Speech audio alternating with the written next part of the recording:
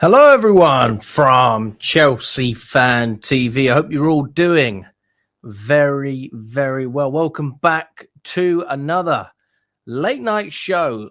Crystal Palace have obviously just been playing against Aston Villa. What a thrashing! What an absolute thrashing! I mean, that was as easy as it comes for Crystal Palace. But you have to say it's a very respectable win.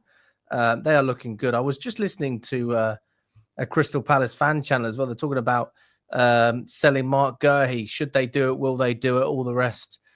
I'll be honest. I don't think Crystal Palace should do it. But from a Chelsea perspective, it benefits us if they sell him. It does benefit us because we have a 20% sell-on clause. So if they sold him for 100 million, we get 20 million basically. If they sold him for 50, we would get 10. Okay. So yeah, that's where we are at the moment. But I don't think they're going to do it, if I'm honest. If I was a Palace fan right now, watching that kind of football, everything that's going on around the club right now, I think it would be criminal to sell him. I think it would be absolutely criminal. Let me know what your thoughts are in the comments as well. Obviously, this is a Chelsea show.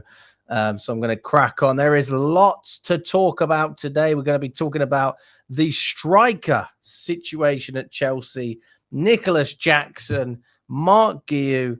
Oh my God, this is crazy. I did not expect this. When we were outside Stamford Bridge after the Fulham game, nobody thought that we were going to be talking about not just one of our strikers coming back, but two. I mean, when I didn't realize it. I didn't realize we got both strikers coming back, guys. But we're going to dive into it. We are absolutely going to dive deep into it, and we're going to go through all of the details, and we're not going to miss out anything. So if you haven't already, smash that like button, subscribe to the channel as well. If you're on YouTube, we need to get straight up to 100 likes. We've got over 100 of you on YouTube. On X, we've got almost 200. So smash that like button. Let's get it up there quick, okay? As soon as we hit 100 likes on YouTube, I will dive into it. And there's over 100 of you in here, so this should be quick. But in the meantime, I will quickly go through a couple of comments. Big up to Patricky. I hope you're doing well. Big up to Steve. Good to see you, mate. MX thinks recalling Guiu is a good decision. Mohammed says, hey, Alex, how far do you live away from Stamford Bridge? Roughly an hour and a half away, if I had to be exact. An hour and a half it takes me to get there. Big up, Harry. I'm doing very well. Good to see you, mate. I don't live in London, guys. I live outside of London. What a crazy weekend for Chelsea and a last-minute striker cycle joke. Big up, Alex, by the way. Big up to you, Woodshedder. Good to see you, mate. Jackson should train with the academy and stay away from the main team, says MX. I don't think that's going to happen, but you know that we'll see where this takes us. Yusuf, hope you're doing well. Can't believe what I'm seeing with Jackson and Marc Guiu. I'd have kept Marc Guiu at Sunderland for him to develop. I'll be honest. This is the key point, though. Was he going to develop at Sunderland? And I'll put that question to you. I mean, I have my opinion. Yes, I do live in Reading. Stephen is absolutely correct. So if Chelsea recalling Guiu, does that mean Jackson's not coming back? Well, I think we could be having both of them. Nobody was expecting this. Where's our front of shirt sponsorship? We're run by PRBS, says Stephen. Listen, mate, I think they're just holding out for the biggest deal possible. That's honestly what I believe. And I think they'll get it. I think they'll get it, to be honest with you. I think they'll get it. I don't think it's the price that's the problem. I think clubs are willing to pay big money. I think it's the length of the deal. I think when you look at it as, let's just say 60 million a year, which is what Chelsea are supposedly going for, if that's 2 years, fine. But if you can double that, you know, that's an extra 120 million guaranteed. So I think that's the reason we have a hold up on the front of shirt sponsorship. Clearly have returned to their old ways. What makes you say that, Josh? The Chelsea didn't respect Nico. Nature and karma will punish us. London is calling the Premier League. If you know, you know, says Amir. Big up to you, my friend. Connor Pina Rona Sona Cora says, I would rather use Guiu than Jackson because he's similar to Delap. Big up Richard as well. No, nobody said it was easy. Not happy, Stephen. Villa buy Jackson permanently tomorrow, says Andy. That's an interesting call. Okay, let's see what the ratio is, guys. If we're on 100 likes, I'm going to dive straight into it. We are on 40. Come on, guys. We've got almost 200 of you on YouTube now. Get me up to 100 and we are going to get started. We have over 500 people on all platforms, okay? 60 more likes and then I'll dive straight in. 4 strikers is crazy, says Ahmed. Well, you say that, but is it crazy when in the space of 2 games you get Palmer who's injured, you then get Delap who's injured? So for all we know, the next game we play against Brentford, we could have another injury. I'm not saying it will happen, but you have to be prepared for these things. If we hadn't have brought Jackson or Guiu back, and again, like nobody knows what the future holds exactly, that's why we're going to go through it. But if we didn't bring anyone back, everyone would complain. So now that we're being proactive, whether you like the business we're doing or not is a different story. We are being proactive. So that is addressing the issue at hand. How much does a match day ticket cost for each match? And how do you travel at home and away games by train or coach? Well, I travel on the train usually, but occasionally I'll fly if it's like a European game.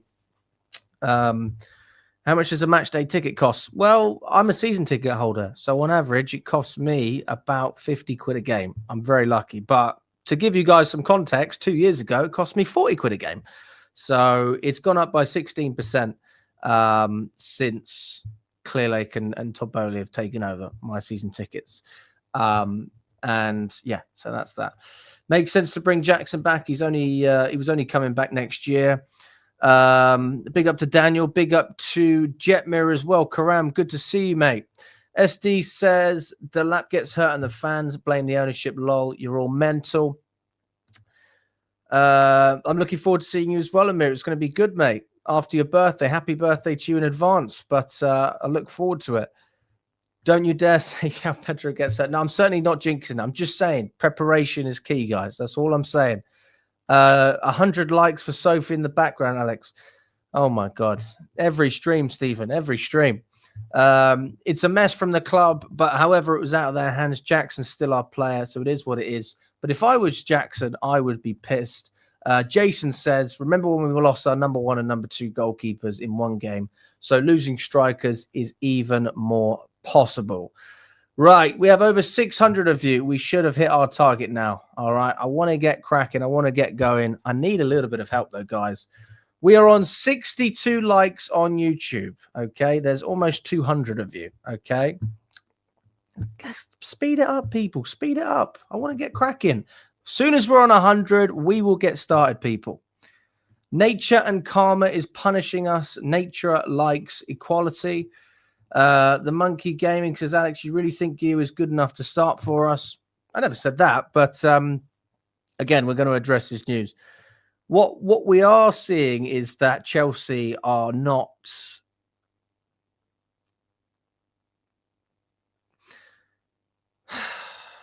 they're not messing around, but they're not necessarily messing around in a way that people want them to. What people want is Chelsea to sign someone brand new. We heard about the links with the striker from Sporting. What we're getting is a very decisive decision, but it's not necessarily a popular one. But how many times have we said that? And where were we in January, right? Complaining about the transfers. And what did we do when the season ended? So as much as I would like to agree and do agree with a lot of what you're saying, guys, there's also a part which is like, I was wrong about what we could do last season. So why would I pretend to know any better this year? Now, what is it that I missed last year? I want to try and be more level-headed. I want to try and look at this from all sides. But listen, if it's good, it's good. And if it's not, it's not. We'll say it how it is. There's never going to be any dispute there. As far as I'm concerned, I do think that Chelsea have taken more steps forward than backwards since last year, but you'd rather take a bigger step than a smaller step, right? So if you can make a progression that is by far better than what we had, everyone's going to go down that route. Is that the case? Stopping Nicholas Jackson from going on loan or Bayern, sorry, basically being told it's got to be permanent, otherwise it's not happening, which is why that's fallen through. And with Sunderland coming to an agreement so quickly with Marc Guiu, probably because he was never going to play for them in the first place. So plenty there. Right, come on, people. Have we got to 100 yet? We're on 88 likes, okay? Give me 12 more and I will dive in. 12 more likes. Who else have we got? Thank you, Michael. Appreciate it, mate. The clean shave was nothing to do with style. The beard was annoying me. So can't say it's something I'm looking to do all the time. Jackson shows he doesn't want to play for the club. Well, he's going to have an opportunity to prove his professionalism. Look at what Trevor Chalobah did. Can Jackson match that? I mean, that's certainly something we can discuss as well. So now we have two strikers. No, not quite. I would have turned 20 years old. I'm getting old so quickly, it's terrifying. Well, supporting Chelsea probably doesn't help you feel any younger. I feel like an old man supporting this club, but I love it nonetheless. We're here for it. Right, we're on 99 likes. One more like and I'm getting into it. One more like. Come on, people. Datra is not happy with Marc Guiu. What are we, an under 21 team? Well, listen, there we go. We've got 100 now. Big up to all of you. If you haven't smashed that like already, we've got over 700 on all platforms, whether you're on X or YouTube. You can retweet, you can like. It all helps on regardless of which platform you're using. Let's not mess around, though. We made a promise. We get into it. Let's not waste any time whatsoever. So let's just tell a little bit of the story to give you guys some context, okay? This is what we knew up until 6 p.m. Local time, okay? This is what we knew. Jackson is still in Munich and is still insisting to play for Bayern Munich. Chelsea are working on solutions. Jackson awaits Chelsea's decision, and no current negotiations between Chelsea and Sporting for Harder, which is a very young Danish striker, if I'm not wrong. And that was a player that we were apparently being linked with as a sort of replacement for Jackson. But it doesn't seem like there's much progress being made there. So that was the update at 6 o'clock. And you wouldn't have thought that it would have moved slowly. But again, so much has changed in the space of 4 hours. So we then had an update from Nicholas Jackson's agent on Instagram, and he said, I really hope Nicholas oh, for fuck's sake, that's not what he said. That's pies, for fuck's sake. Sorry, guys. Nicholas Jackson's agent on IG. So he said this. He said last 24 hours, sort of signaling, obviously, that they want to be a part of Bayern Munich. Little subtle hints. We did have some quotes that came out a while ago from his agent, which proved to be false. They weren't real, and they were, sort of dismissed because that wasn't actually his agent. But that was actually a post from his agent on the Jackson deal. We then had an update from Kieran Gill of the Daily Mail, saying there is no indication from Sunderland on whether they would or wouldn't allow Marc Guiu to return to Chelsea, as there is no request for it yet. So bear in mind, guys, this was at 6:58 p.m. local time in the UK. It's currently 34 minutes past 10. So it's like 4 hours. It's barely any time ago. And again, this just goes to show, coming up to deadline day, how quickly things can move, and they are moving, people. And I can imagine there'll probably be a little bit more action on deadline day as well tomorrow. But for the sake of dealing with stress, I will say that it's nice that at least Chelsea are doing something. Whether you like this decision or not, again, I'm not looking at it from that perspective yet. We will come to that conclusion.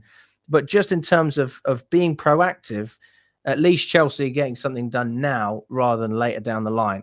And I think that this is the reason they've done this is because it's low risk, and God forbid anything didn't come through on deadline day, then we'd be fucked. So I think that's one of the reasons that this has happened. And then we had an update from Plettigol. I mean, this is just crazy. Nicholas Jackson to Bayern Munich is 100% off.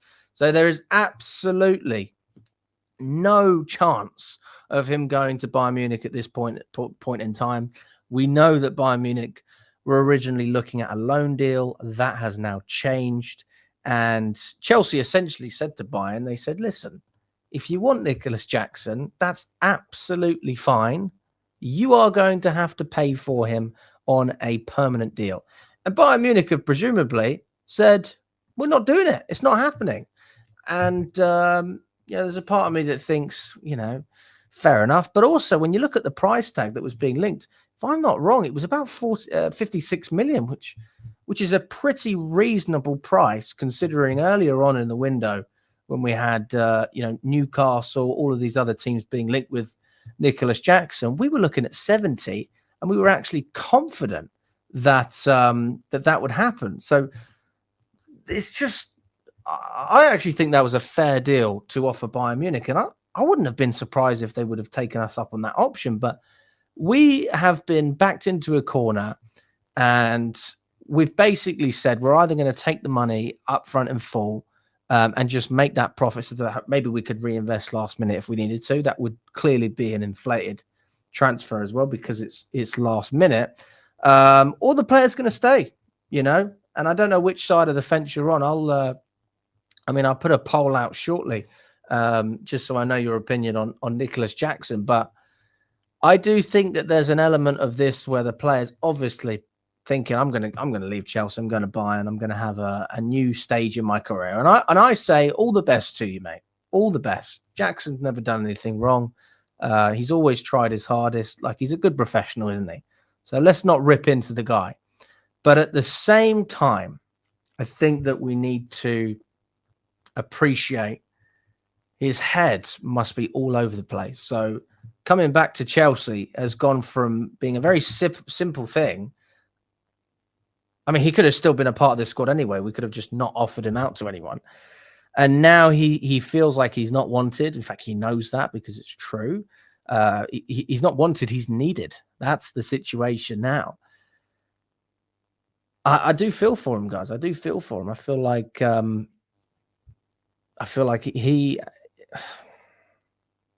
he's got some serious work to do in order to actually get something out of this season with Chelsea. Because if he goes in with the attitude, which we don't want to see, but we could well see, which is, I don't want to be here. Why am I here? I want to go to Bayern Munich. Almost that grumpy, spoiled brat, modern football attitude, which we complain about. And I suppose Man United would have complained about that with Garnacho. Slightly different circumstances, but I think that this is a good opportunity for Jackson to prove himself the ultimate professional. And, we're here for it, guys. I'm here for it. I think he can do it. I think that he can still contribute, but there's no way that guy's playing over Delap or over João Pedro if there's a genuine chance of those other players starting. So that's where we are, guys. That's where we are. Let's go for a few comments and then we can progress a little bit. Jackson has shown he doesn't want to play for the club. Yes, Jay, but also Chelsea have shown that they don't want Jackson. It takes two to tango. So if you stick your hand out on the ball for someone to dance with you and they don't grab your hand, then what are you going to do? Dance on your own? So as far as I'm concerned, I don't think Jackson's got any fault here. He has been put into a position where he's been offered out on permanent deals and nobody else wants to pay the money. So that's the reason that we were willing to negotiate with Bayern for a loan fee, which was, by the way, one of the largest loan fees in history, which is about 15 million euros, 30 million pounds, something like that.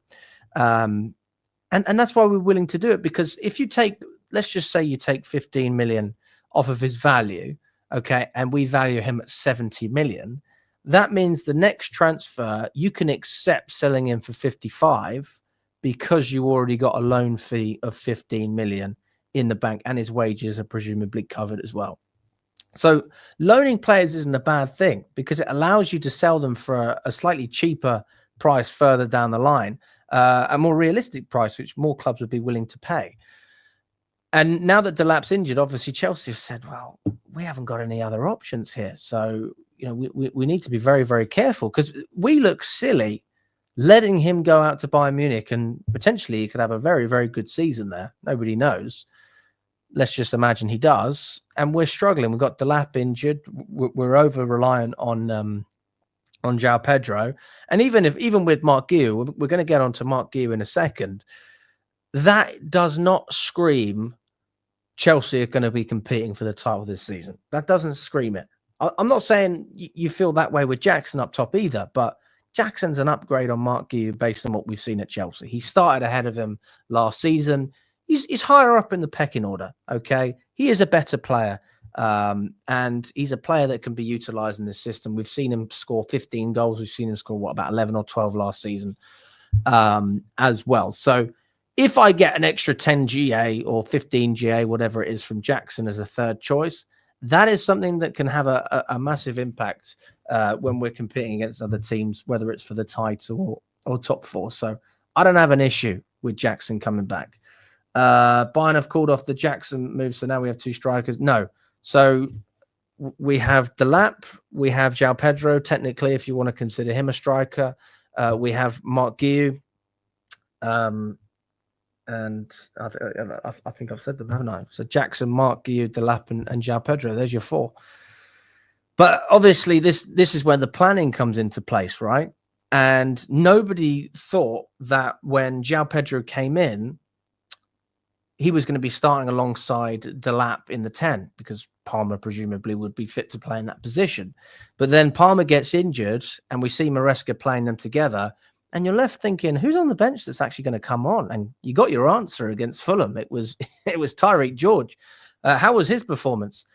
Well, he got subbed off. He got subbed on and then subbed off. The most embarrassing thing that can happen to a player. So you're immediately being sent the message as a fan that we haven't got any options. And that's what Maresca's basically saying. And I don't blame him either. I don't blame him.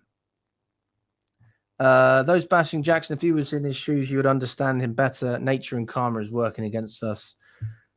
This world, you don't mistreat a woman who has given you kids. Fair enough.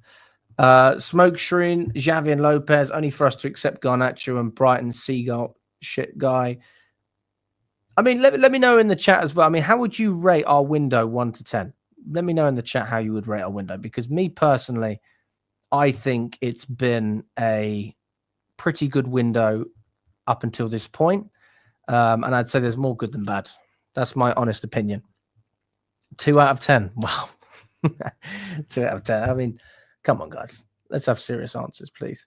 Anyway, so yes, Bayern Munich have basically decided not to pursue this deal permanently. They've said, we wanted them on a loan. We don't want to pay 56 million. It's not happening. So Bayern Munich have said the deal is off. Chelsea didn't actually pull Jackson out of this. Chelsea said you can't have a loan, but we were very open to having a permanent transfer. So that is where this comes from. So anyone who's blaming this on Chelsea, I want to know, what would you do in this situation? How would you have done this differently? And how would that help us? Because I don't see an issue holding on to a player who is your player. He signed a 2-year extension. He's got plenty of years left on his contract. And, if you're not going to get the money that you want for him, then you want him to perform for you. Ultimately, Jackson, whether you like it or not, is an employee of Chelsea. And it's up to him to do his best for the club. And then the club can take whatever actions they want. If he wasn't happy, then why did he sign a 2-year extension? And this is where we have to look at the player and hopefully see what I hope to be a very professional attitude this season. We saw it from Dewsbury Hall last year. We saw it from Maresca, at least credited, and Kunku's attitude when he left. Apparently, he was a very good professional. We saw it from Chalobah when he got called back from Crystal Palace. So this is another player that we want to see a professional attitude from. That's what I'm looking for. 2 out of 10 for the window. Jay says 6. Blair says 6. Tug says we need a centre back. 6 from Daniel. 7. 4.5.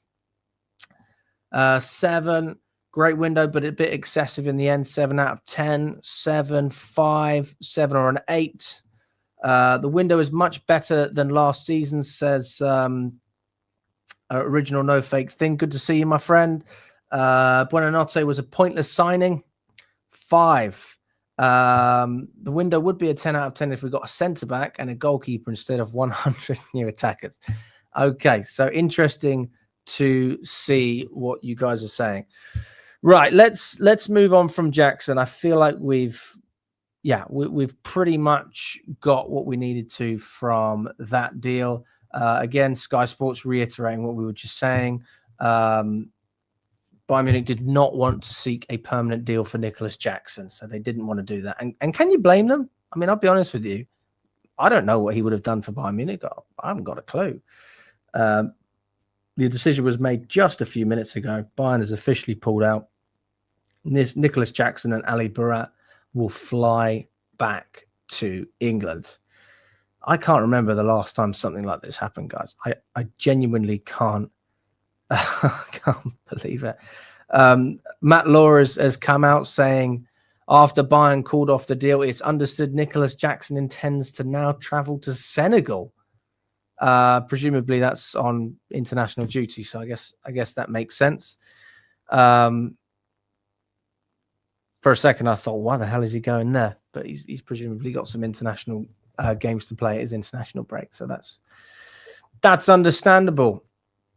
But yes, we'll have to see how this whole situation plays out.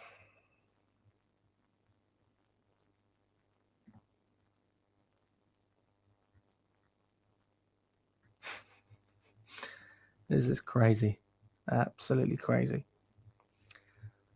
And then we move on to Marc Guiu. Chelsea reach a verbal agreement with Sunderland to bring back Marc Guiu from his loan. Decision made this afternoon as he's now returning to CFC with immediate effect. So Marc Guiu is coming to Chelsea. Nicholas Jackson is flying to Senegal, but he is going to be a Chelsea player this window. That seems concrete as it stands. This is just mad. What a window, guys. It's not even done. I mean, I'm going to be doing a stream tomorrow for the last sort of 2 hours of deadline day. I'll run a show on that just to see, if anything happens last minute. But oh my God. Let's see. Is there any reason we can't get Isak? Too expensive, probably too old as well. If we're going by Clear Lake's model. Daniel says Diego Costa from Porto is still available. Why the hell are we stalling? One good player, which is Pedro. What's good about this window? No goalkeeper, no centre back, no Palmer backup. Did we give the manager what it takes to win the league, or just rotate kids to make money? Let me know what you think in the chat. I mean, personally, I don't think even with a goalkeeper and a centre-back, we would be winning the league. I don't think we'd win the league, even if we sign Mike Guehi, and let's just say Mike Maignan. I don't think we'd win the league even with that. But I do think we would be closer to competing. That being said, I still think we'll compete this year. I don't think we'll win it. I think we'll finish third. I think we'll finish on more points than we did last season. We had 69 last year. So I've predicted 79. Make of that what you want. I mean, I do feel a mixed sort of reaction from people in general with the window. I appreciate where people are unhappy, but I also fully appreciate the good stuff as well. I mean, we can complain, but we also have to look at the good things that we've got in this window, and I think more good has happened than not. And the most common number that we were reading out in terms of how you'd rate the window is 7 out of 10, and I'd agree with that. I think it's been a decent window. I think it's been a pretty good window. I think it could have been better, but that might also come with the restrictions that we have with UEFA and the fact that we got fined 26 mil. and we have a one-in, one-out policy. So I suppose the reason we're recalling Marc Guiu and Nicholas Jackson, let me know if I'm wrong, guys. Did Marc Guiu play in the knockout rounds of the Conference League? Because if he did, obviously we know Jackson did, but if Marc Guiu did, then presumably that's why we were able to bring him and Jackson into the fold, because they're already registered with us in a UEFA competition last season. So it wouldn't be like bringing in a player and then having to sell another one, because they were already our players. Let me know about that. I'm intrigued to know. Name me a top club that will play UCL, Premier League, EFL, FA with 2 strikers.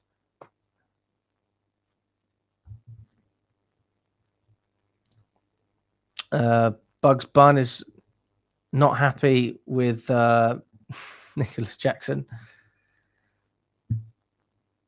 Pointless bringing Guiu back even with this happening. Honest question, what the hell is Jackson going to do for us? Well, it's depth. It's depth, guys. Everybody knows it's depth.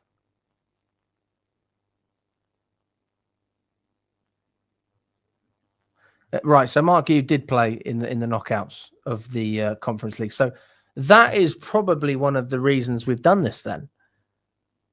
Again, I'm not defending it in terms of you think it's good, you think it's bad. I'm trying to be objective here, yeah? It seems like the reason Chelsea have done this is so that we meet the requirements of UEFA. And selling Jackson, you get the money, you're profitable. It is a good deal getting rid of him for 56 million. I always said as long as you sell Jackson for more than Madueke, I think it's a fair deal, because I do think Jackson's better. And then you would have Marc Guiu as your third choice striker. Now, I wouldn't be particularly happy looking at it like that. I'd much rather have Jackson in there. I think having Jackson, Delap, João Pedro, really good options. But that's having Jackson who wants to play for Chelsea and is committed to Chelsea. So then the question is the guy committed to Chelsea right now? And the answer right now is absolutely not.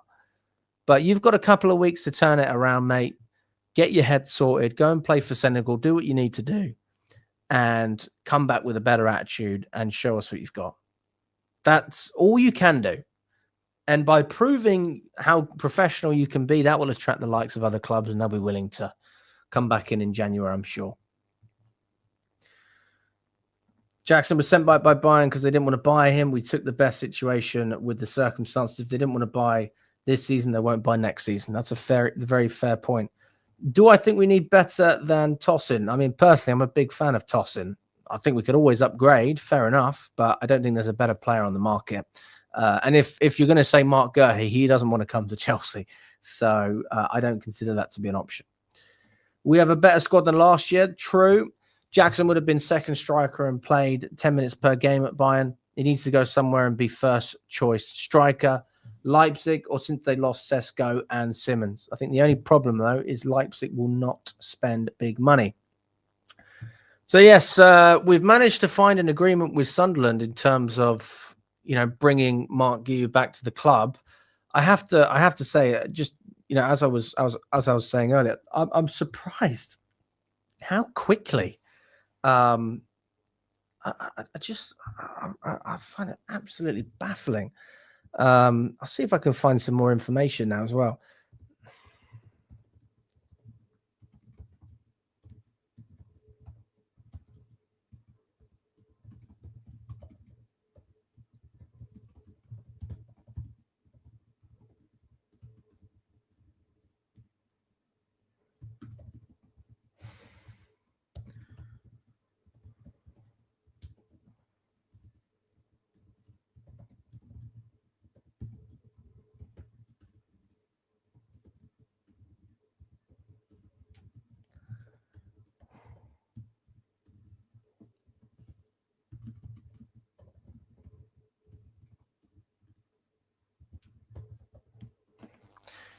All right, we'll see if we can find more about Marc Guiu. Chelsea Kingdom says send Jackson to Sunderland. I mean, in fairness, when we look at Marc Guiu as well, I mean, we can't deny the fact that he wasn't playing any minutes for Sunderland. He wasn't playing any games. If you look at his stats, I mean, I'll just quickly check it now. I mean, he was in my fantasy team, right? And I've had a half decent week. I got about, how many points have I got? Pretty solid week. I think I'm finishing on about 58 points, which is all right. And I'm looking at Marc Guiu, and every single time I'm looking at the minutes he played against West Ham. He played 0 minutes against West Ham. I'm looking at Burnley. I thought, oh, surely he's going to play against Burnley. He played 10 minutes against Burnley. Then Brentford. Sunderland did end up winning that game 2-1. I'm sure Marc Guiu can contribute to that. He played 3 minutes. So there's part of me which goes, right, Chelsea doing this for themselves. But also, if I'm Marc Guiu and I've just been at Sunderland for 3 games, 2 of them are relegation rivals. Actually, all 3 of them are relegation rivals. And those are the games you'd think, oh, maybe he'll get a chance in these ones. And he plays a grand total of 13 minutes in those 3 games. I don't think it's a bad thing for his development on a personal level. So this isn't Chelsea. This is just me talking about Marc Guiu here. On a personal level, he is not going to develop at Sunderland. When he played more minutes, he's probably going to play more minutes for Chelsea, if we're being totally honest, the way it's going. Because he will start against Lincoln and teams like that in the Carabao Cup. We've obviously got a trip up there away from home. He'll start against teams like Pavos in the Champions League. And he's an option to come off of the bench if we need someone. The problem is we don't have an option now. We don't have an option, and now we do. And I would rather bring on Marc Guiu than Tyreek George. Why? Black and white. He's a striker, and Tyreek George isn't. But I mean, if we're going to go into more detail, we've been trying to sell Tyreek George anyway. So it's best for the player, and I do think that whether you like it or not, it does give Chelsea more depth. All right. I'm not sitting here saying he's going to win us the league. I'm not sitting here saying he's going to give us 20 goals a season. I'm not saying that. But I can understand why Chelsea have done it from the player perspective in terms of his development and wanting a striker that's basically a quick and easy fix, right? But quick and easy fixes aren't always the way to go, because there's a reason it's quick and there's a reason it's easy.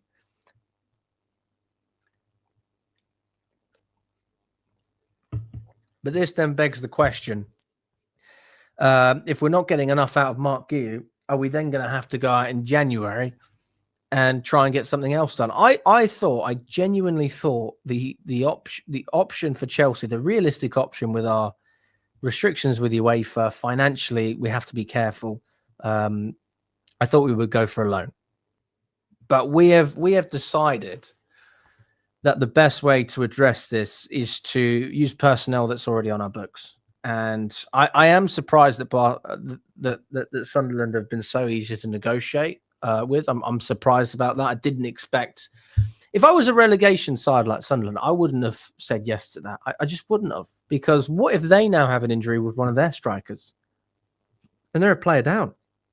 Sunderland look okay in the Prem. They've won, 2 of their first 3 games? They beat West Ham and they just beat Brentford. They're looking pretty good, especially at home. But you've got to be prepared for anything. So if I was a Sunderland fan, I'd be quite... I don't know how I'd feel about this. But again, you haven't really seen Marc Guiu play many minutes, so it's difficult to really assess the situation. Big up to you, Rajib. I hope you're doing well, mate. I'm absolutely fuming hearing about Jackson coming back from an ability view of the player. Would rather sell him and rather get Lopez and Sporting striker. Well, I mean, now that you mention it, it's probably worth looking into Lopez and that striker as well, just to have an idea of what we could have had. But I did do a little bit of research just while we were waiting. And I've asked AI.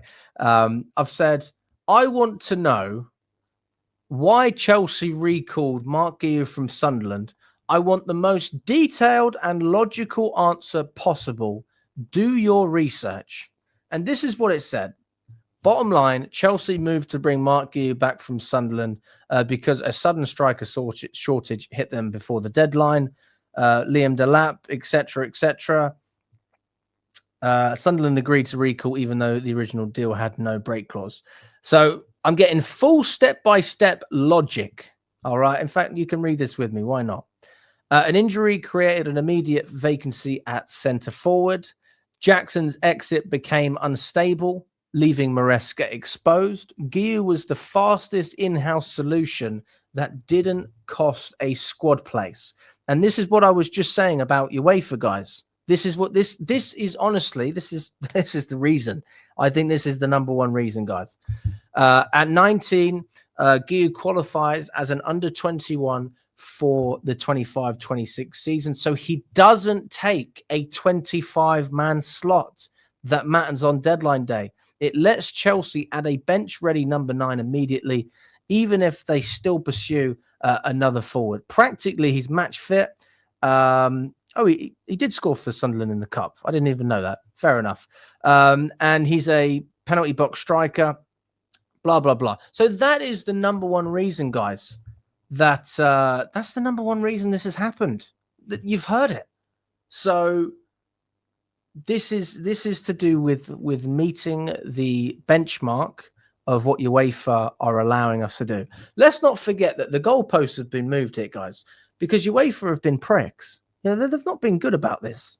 They could have easily sanctioned the sale of João Felix, and they said no, that doesn't count. João Felix's sale to Al Nassr does not count towards what Chelsea are trying to do in terms of balancing the books with fucking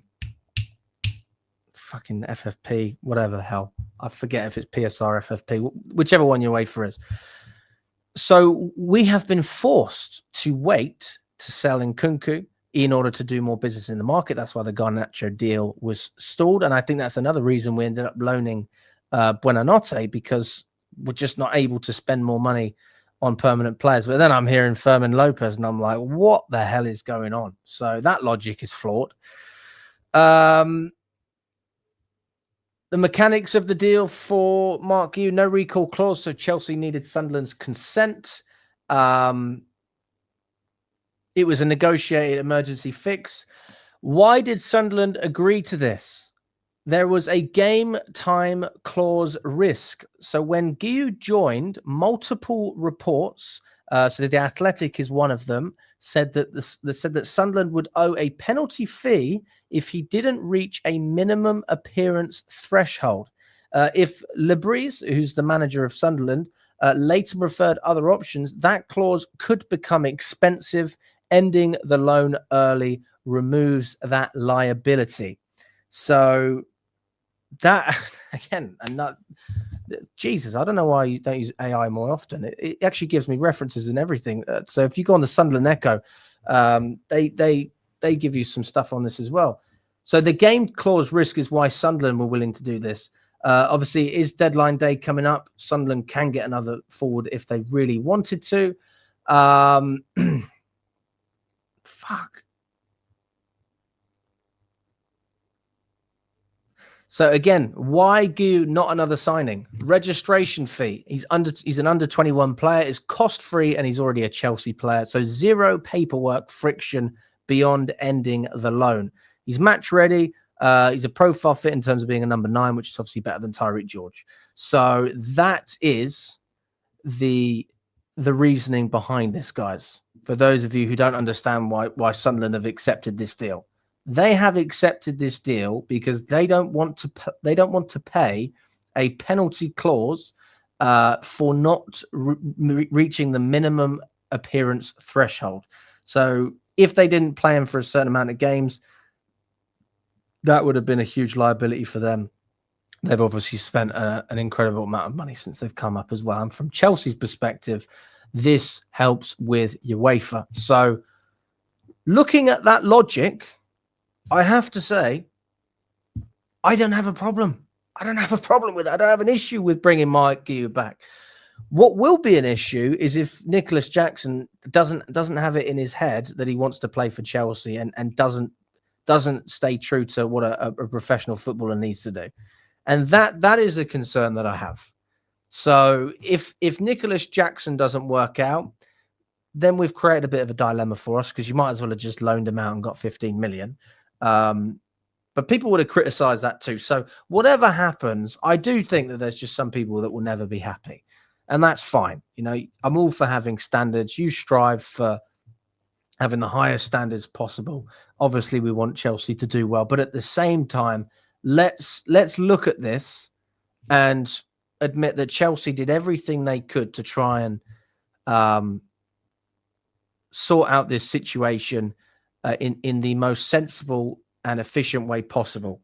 I don't think Datro Fofana is the option either, guys. I mean, are we honestly going to sit here and act like Datro Fofana is the savior of Chelsea? I mean, come on, guys, come on. Oh my God.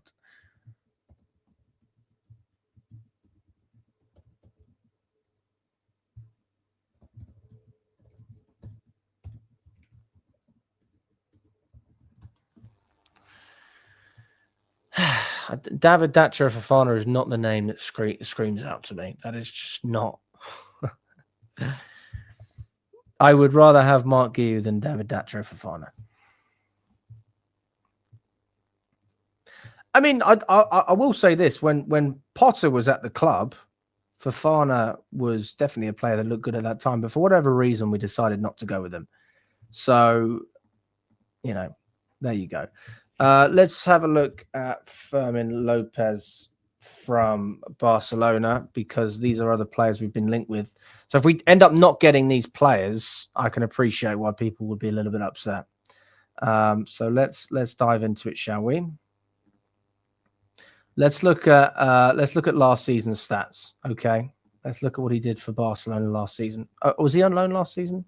No, he was still at Barcelona. Okay, cool. He played a lot of games for Barcelona.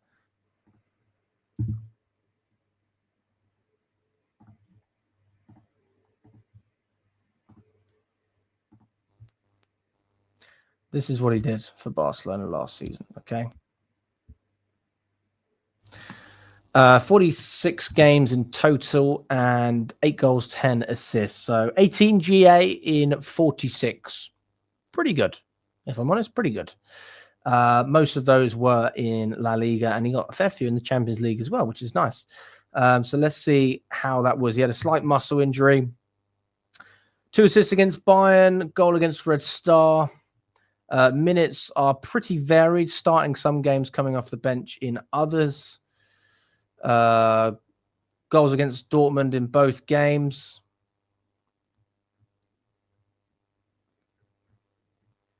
In La Liga, quiet start to the season because of his injury.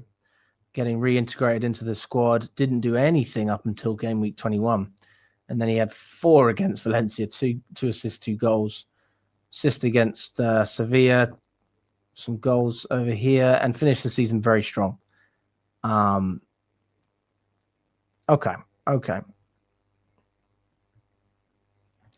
So in terms of the play, that's what we're working with in terms of Fermin Lopez. I haven't watched that much of him, if I'm totally honest with you. I haven't watched that much of him. One of the problems I have is I work late on Tuesdays and Wednesdays, so those are Champions League nights. It's difficult for me to keep up with it all. But in terms of the numbers, it looks pretty good. Alex is a Reading fan. Well, I do live in Reading, so they're my local team. I'll take that. In terms of David Datro Fofana, because everyone seems to want to know what he's done over the past 3 years.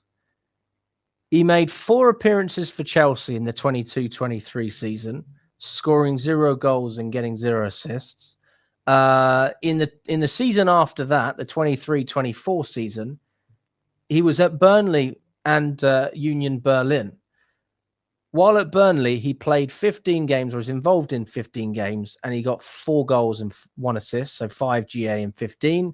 And for Union Berlin, he played 17 times, scored twice and got an assist, so nowhere near as successful And then if you want to look at his loan spell he had in Turkey last season at Göztepe, he played 9 times and got 2 goals. So if you're telling me that you prefer that over Marc Guiu, then your logic is very flawed, because that is nowhere near Chelsea level.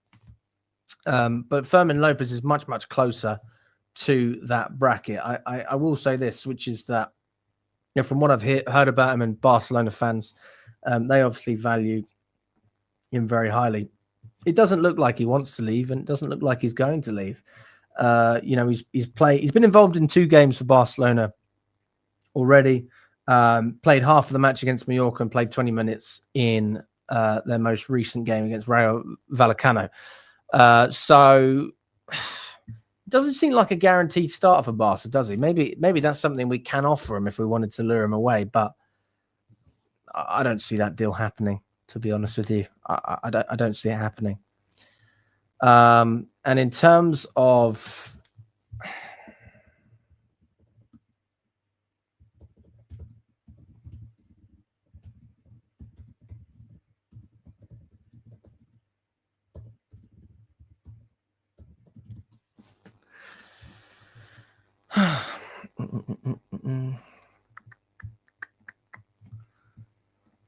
I'm in the same boat, mate. I finish at 8 on all weekdays, and I'm always rushing home to catch a game. It's tough, but it's got to be done.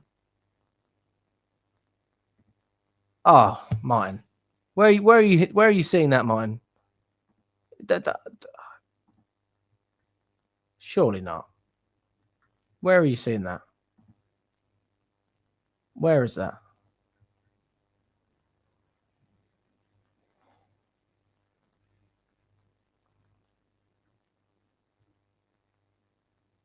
No. I don't see that anywhere. Are you seeing something I'm not seeing?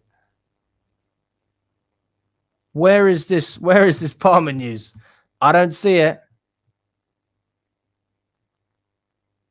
Palmer is injured for 3 months. No way.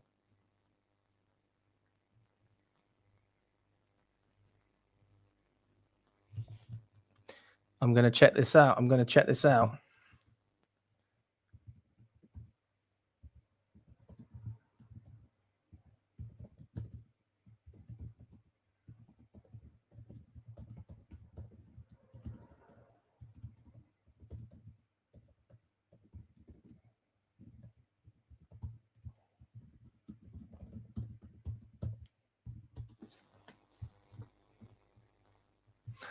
We're going to talk about Conrad Harder as well, who we've been linked with. That deal presumably isn't going to go through, but he's a 20-year-old Danish centre forward at Sporting. So Chelsea did make inquiries, according to multiple outlets, but he's expected to join RB Leipzig, and he's turned Chelsea down apparently. So I don't think anything's going to happen there. So that's not something we can control. If the player doesn't want to come to us, fair enough. And I do think that he's probably been told by his team, or just thinks anyway, am I really going to be a key part of this project? And I think the answer would be no. So I can't actually blame him for that. Based on what I'm seeing, the short answer to the Cole Palmer injury is no. There's no credible report that he's out for 3 months. And we're taking it day by day. So he's expected to be back after the international breaks. That's according to most of the sources we're seeing. But if a new scan revealed something worse, Chelsea would brief it. And that hasn't happened publicly. So, yeah, Martin, I don't know where you're getting that news from, mate.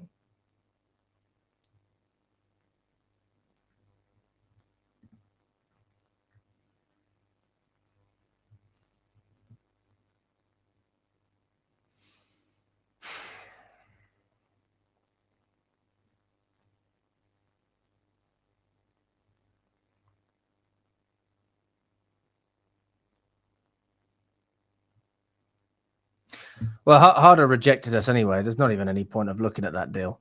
He rejected us. So, yeah, not really much more to go through on that. But yeah. That seems to be the main slice of it, though, guys. So, Marc Guiu, again. In fact, I'm going to put a poll on screen now. I want to know what you think, guys. I want to know. We'll go with the Jackson deal first.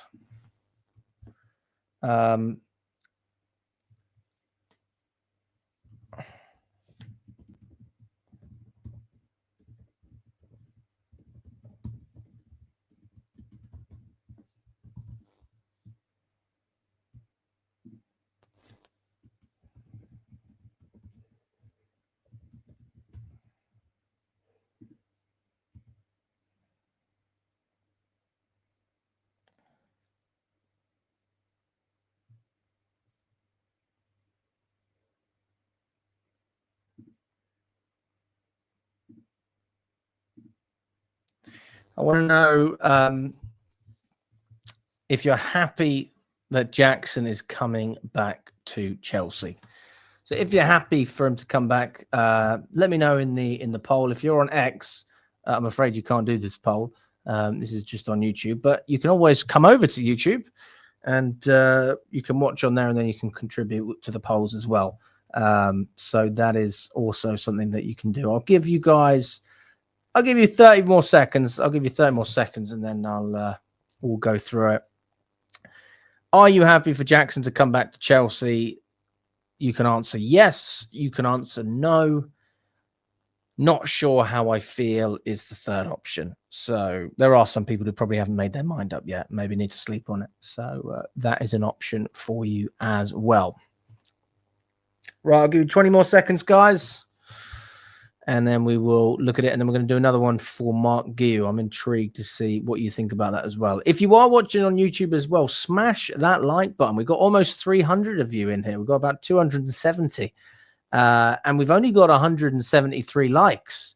So let's get up to at least 200. If you've enjoyed the stream so far, show your support. It means a lot. Subscribe to the channel. Turn your notifications on as well if you want to be notified when we do go live. And if you want to show any further support, you can become a member of the channel as well. So plenty of options there for you. Right, let's finish the poll there. The poll has ended. So we have 46% of you saying that you are happy for Jackson to come back to Chelsea. 36% of people are saying they're not happy for Chelsea to take Jackson back. And 18% of people are not sure how they feel. But the majority of people seem to be pretty happy. And yeah, generally positive, welcoming fans. So listen, there's nothing wrong with whatever your opinion is. Me personally, I don't think there's anything wrong with this if Bayern didn't want to do it permanently.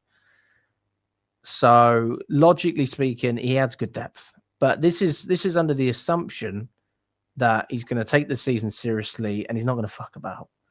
If you've got a player who's basically fighting to leave the whole season, it's just not going to be any fun. I think ultimately he just wants to play football, right? But we've recalled him so he can contribute, not just so he can sit on the bench. But how often he'll have that chance, I guess that probably depends on injuries. So we'll see there. Right, let's do a poll for Marc Guiu as well.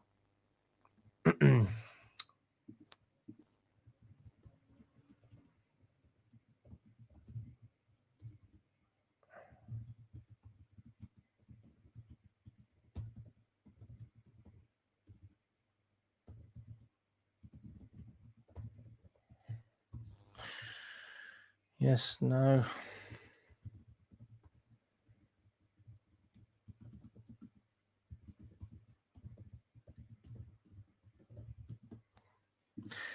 Okay. Marc Guiu is back. Good decision from Chelsea or not? You can either answer yes, no, or you can say if you're not sure as well. So those are your options now. This is the last poll I will do. After that, we can go into a little bit more depths in terms of what we were going to speak about as well, because we've still got plenty of stuff to go on. I'm going to start doing longer streams on this channel, guys. We've always been pretty strict on the 1 hour just because work-life balance and all that. But I do think people prefer longer streams, so I'm happy to do it. but only if it's sustainable.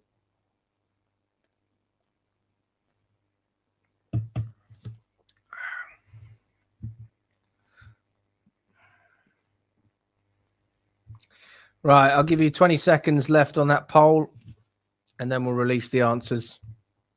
Smash that like button as well. Let's get up to 200 likes, people. Come on. Come on, people. Right. 10 seconds.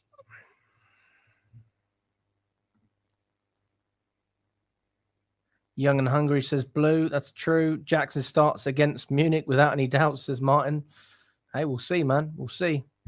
Right, the poll is going to end. Okay. 74% of you think that it is a good decision from Chelsea to bring Marc Guiu back. 14% of you are unsure what you think, and you might need a little bit more time to decide. And 10% of people are not happy to have Marc Guiu back. But the overriding majority, 3/4 of people, are happy with this decision. And I mean, just for clarification, guys, would you be happy with this decision if it had nothing to do with UEFA? Or is that a factor of why you think this is okay? Because I didn't know this stuff. Like I was sort of throwing out options. I was thinking, why would we do this? But it does make sense with the issues that we've had and the issues we obviously want to avoid. That it was the easiest in-house solution that didn't cost a squad place. So because he's an under 21, he qualifies in that sense, and he doesn't take a 25-man slot. So I don't even think it's got anything to do with the fact that he played in the Conference League last season. So maybe I need to correct myself earlier on. I think I said that. It's nothing to do with the fact that he played in the Conference League last season. It's because of his age. That's why he doesn't take a 25-man slot. Mad. Absolutely mad. And then obviously Sunderland didn't want to risk having to pay a penalty fee if he didn't play enough minutes for them.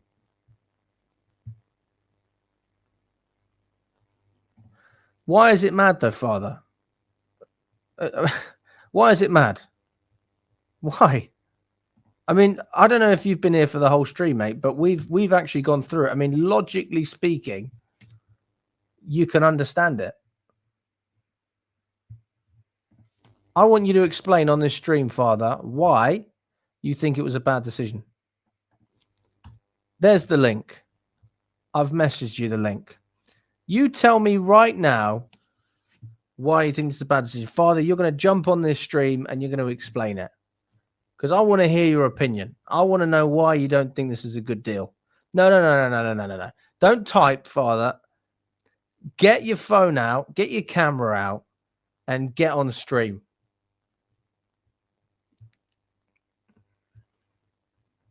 I know you've seen my message. I know you've seen it. Agent says we need 4 strikers. Jackson isn't a part of our future. We should pick players that suits our future plan. Well, I suppose Marc Guiu is more in that bracket then.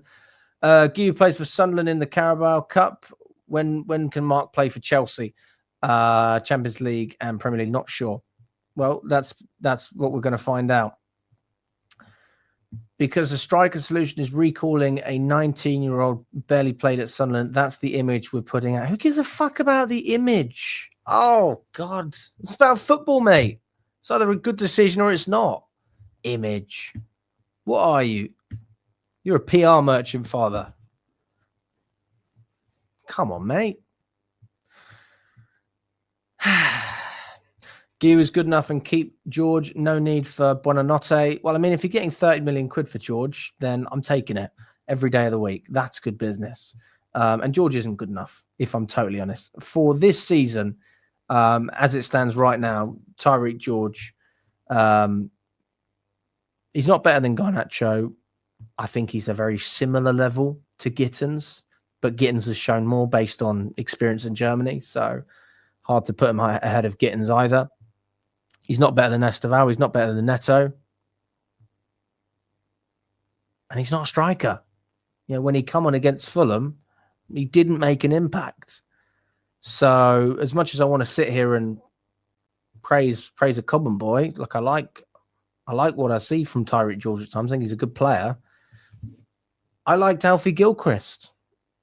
He wasn't the player for us. He had a great attitude. Not every player is built to start at this club. And that's not hate. That's just, that's how I feel. I just want you to know, guys, that father is on his way. All right. He is not ducking. He said he is setting up as we speak. So he's going to be telling me why he thinks Marc Guiu is a bad decision from Chelsea in terms of bringing him back. So I'm very, very intrigued to see why. We've got over 1,200 of you on all platforms. So big up to every single one of you that's watching. Really appreciate your time. I know it is a late stream. Nothing wrong with a late stream. Why not? End the day with a bang. If you are on X, you can support by retweeting or liking. If you're on YouTube, you can like, subscribe. It all helps, guys. All right, here he is, Father. Thank you for joining us. How we doing, mate? No, not too bad, man. Yourself? I'm okay, Father. I have to admit, I was surprised when I heard you say that you're not happy with Marc Guiu. So the stage is yours.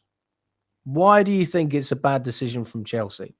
Okay, for me, the problem is the timing of it, because it's like the club suddenly realized that with the Laps injured, and then you see with the Jackson situation, we don't have anybody's up front, do we?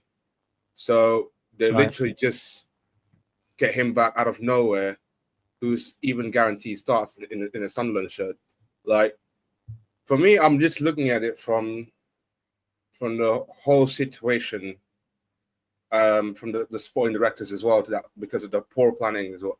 That's the thing, because we've had this discussion about the squad depth, in terms of squad depth, and that's why it's like the acting early is really, instead of acting early in the window, they just literally like try to get some solution.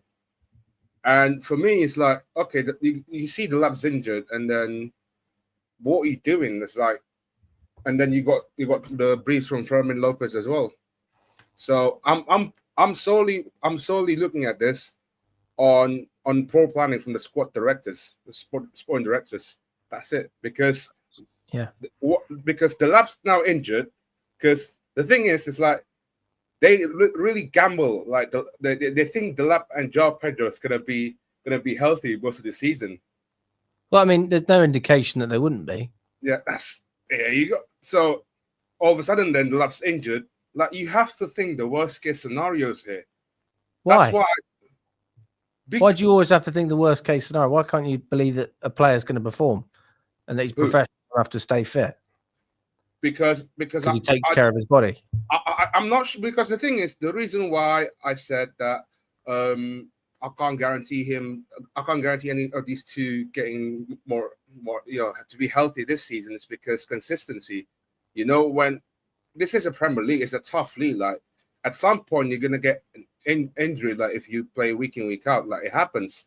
But when he pulled his hammy out yesterday, I thought to myself, oh shit, why? I asked myself, why did Maresca start him in the first place?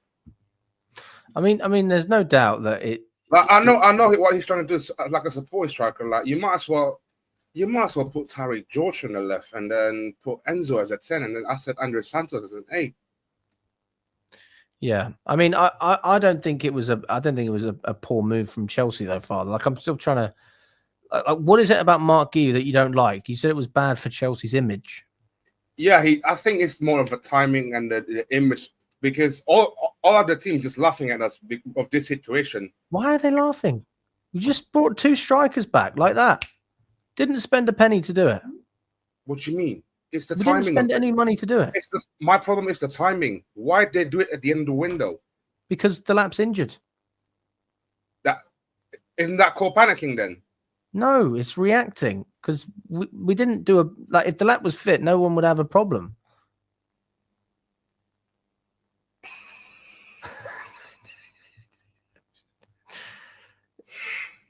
I mean, what else are we supposed to do? Just not do anything?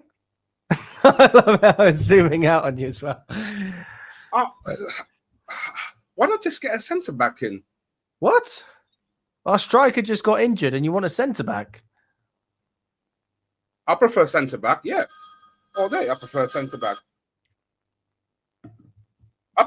Which agent's calling you, father? Who is it?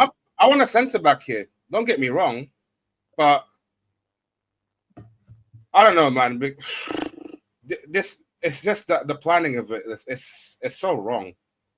Like unless they have a second thought in their mind that thinking, okay, if he's not gonna get a guaranteed game time at Sunderland, then probably new loan somewhere else then for Guiu.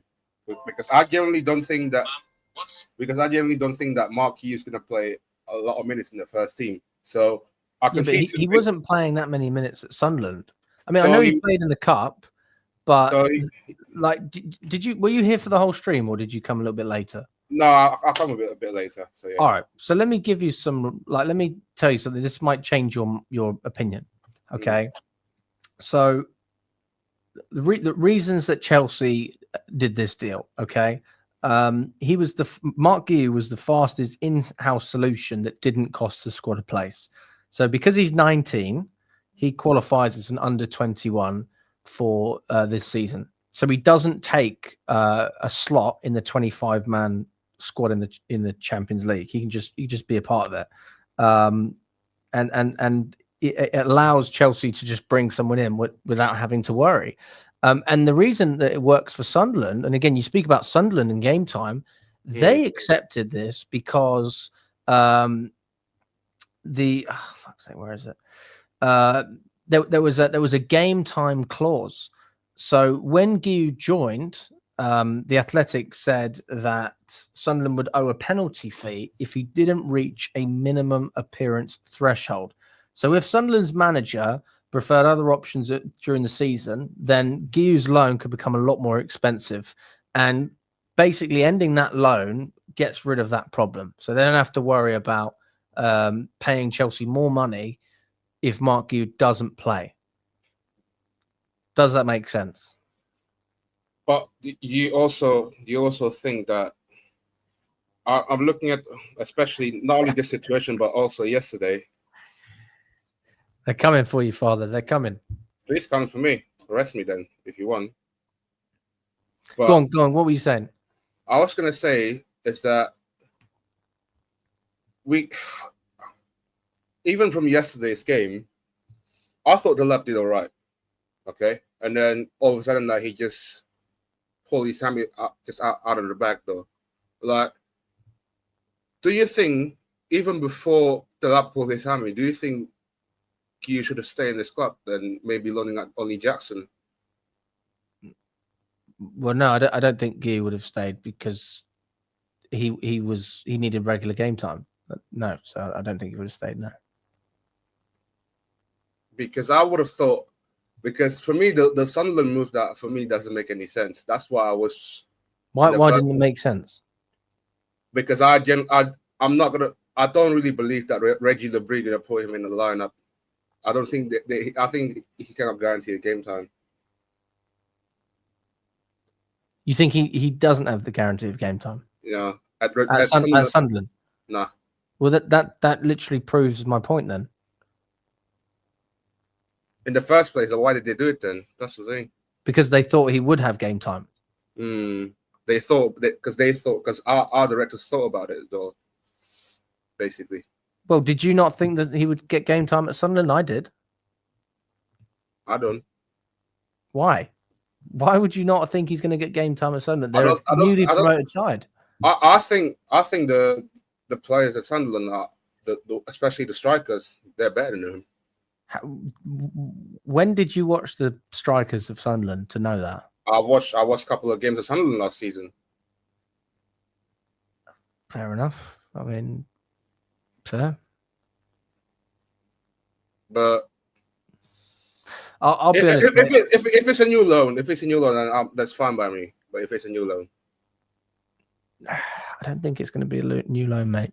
I don't think it will. But I mean, we'll see. We'll see what happens. But hey, listen, Father, I appreciate you coming on here anyway. I appreciate you Yeah, taking the time out. because that's why I need something clearing up as well. Because that's why it's a bit. No, you've I'm still trying to brainstorming things because it happens, isn't it? But hey, listen, nothing wrong with the good old brainstorm. Well, listen, Father, yeah. I'm gonna. Yeah. I mean, unless you have anything else you want to say. I mean, have you got anything else? Isildur played Sunderland, by the way. Yes. Isildur, yeah. He scored against Brentford. Against Brentford.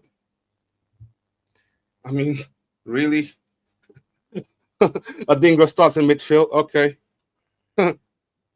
So Mayenda as a forward. What do you think? I didn't brainstorm some. I don't know. I don't know what you brainstorm. I don't know. These lot are funny. Ask him who are the strikers Sunderland. Mayenda. What? Mayenda's played there. Isildur. What question you want me to? What question you want to ask me? Are we doing a Q&A now on Sunderland? Yeah. The chat asked me though. What do you guys want? Shaka in the midfield. Adingra.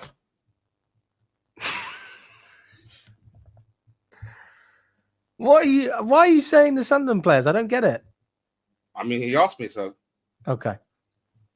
Fair enough. I'm not stole. Kiss my ass. But anyway, we move. There you go, Father. Well, listen. Yeah. Always a pleasure, mate. He just asked me. He just asked me, innit? Yeah. It's all good, man. Yeah, it's all good. Yeah, he just asked me, but anyway. Yeah. Well, listen, Father, I appreciate you coming on, mate. And you, I look forward to seeing you at Brentford. Yeah, definitely. All right, buddy. You have a good one, mate. Well, there you go. Listen, you got to give Father a chance to give his opinion. So whether you agree or disagree with him, that's what he had to say. Rajiv says, is there any chance I can join a video live stream? What do you mean, this one? I mean, we're pretty open to people coming on. Generally what we do, if it's, well, depends if it's like a show, a call-in show or something like that. Obviously, Father comes on the channel all the time, but I'm open to new people coming on. I'm open to, I don't mind if you want to come on, mate. Thanks for the super chat as well. So, yeah. Listen, we're being a little bit harsh on Father. You may disagree with his opinion. I'll leave that to you. Everyone's entitled to their opinion. Everyone is entitled to their opinion. Let's speak about Fulham. This is something we haven't really spoken about. And I'll give you the opportunity, guys. If anyone wants to jump on, then I'll give you the opportunity to jump on.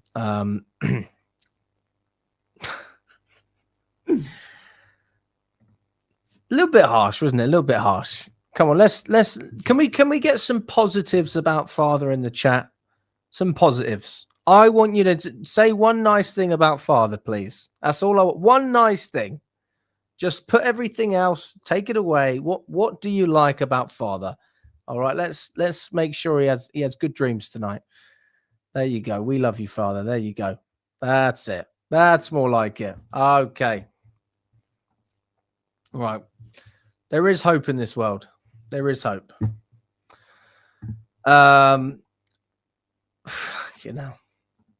Right. I'm going to get started with Fulham. I'm going to speak about Fulham a little bit, guys. If anyone wants to join the stream, I'll give you an opportunity to do it.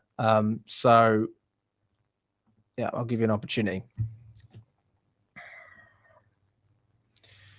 Where do we start on this Fulham game? Where do we start? There you go. That's what we want. Father seems like a very nice guy and has very good football opinions. Oh, such a nice comment. Brilliant. Father's opinion is like Enzo on the break. Okay. Father is proper Chelsea. I love his post-match interviews. There you go. Oh, God. There you go. I couldn't have said it better myself, Agent. Couldn't have said it better myself. Right, I'll open the doors for some of you to join. If you want to join, we'll try and keep it a little bit more restricted. Any super chats, I will send you the link privately. So if anyone does a super chat, I will send you the link. Okay, if you would like to join me. Otherwise, I'm just going to storm through. Okay. Okay, so let's talk about Fulham. Where do we start? Where do we start on the Fulham game? I want a small summary on that game. How would I describe it? Very average, got better, and we managed to get the job done through quite a lot of luck, but also at the same time, we showed moments of quality. That's how I would summarize that game. The referee was, in my opinion, pretty poor. I have watched the replays of the foul on Chalobah to do with the first Fulham goal that was disallowed. And I've obviously seen the replay of the handball as well. I'll watch them again right now, just so I have a fresh memory in mind. But I'll be honest with you, I do think that the referee was really, really harsh on Fulham.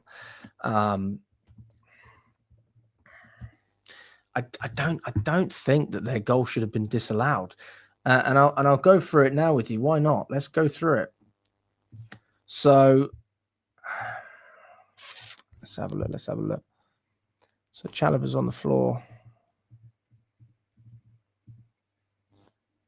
So it's Muniz, right?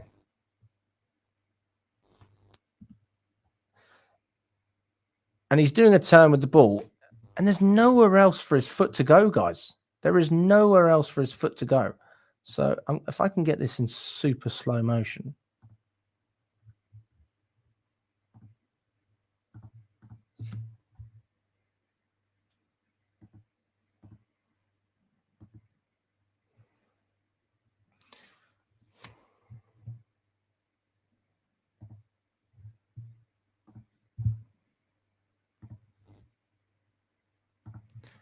Just watch this, guys. I swear to fuck if I get done for copyright.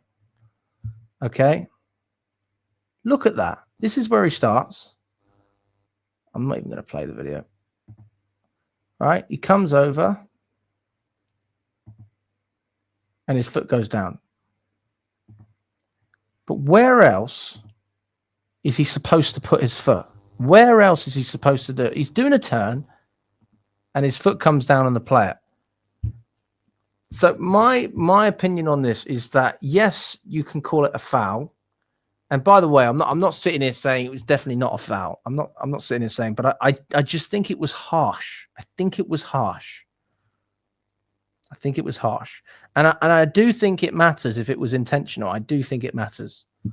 Okay. I think that matters. I think common sense in refereeing has just gone out of the window these days. And yeah, you can say a spade's a spade, whatever you want. You can say that. But I have a little bit of empathy. If you're a player doing a turn there, I don't know. I'm not really sure. I mean, I'll do a poll. Looking back at it, I have to say, like, I can understand why people think it's a foul. I can understand it.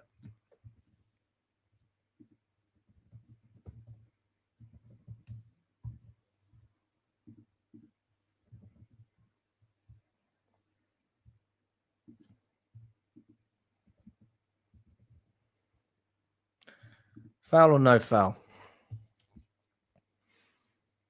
There is the poll, people.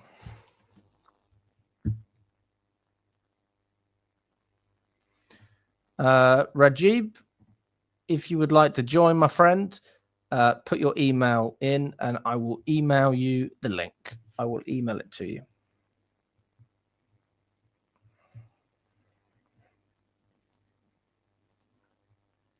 So put your email below.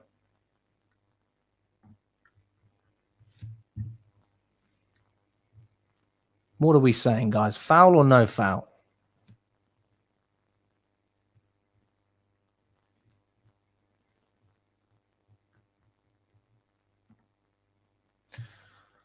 Most people are saying foul. Fair enough.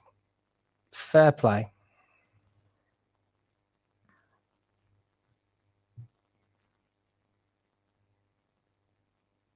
I'm going to end the poll in 10 seconds.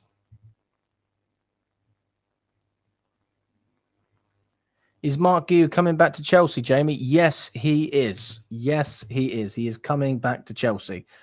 I'm off. Good night for the stream. Thank you, Adam, mate. Good to see you. Have a good evening.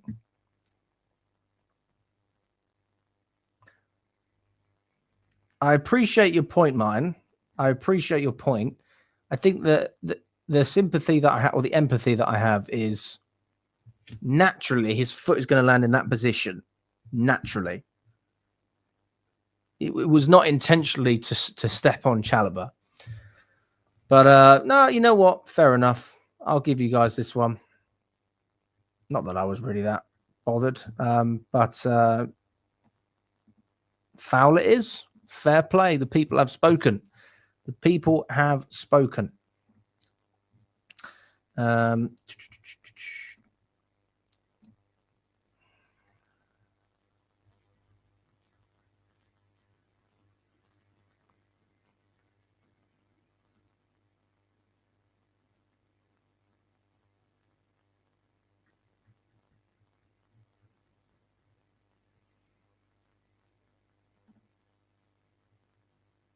Furman has been linked with Man United. No, I don't know anything about that. Okay, that's fine. So we're happy for that to be a foul. That's fair enough. Respect the people. No problem. Then we look at the penalty. Okay, we look at the penalty. Now, ball goes in from Trev, and the Fulham player is jumping up. Who was it? Was it Bassi? No, it wasn't Bassi. It was Sessegnon. Okay. His arm is in an unnatural position. Yes or no? Again, I ask you in the comments. Was it a penalty?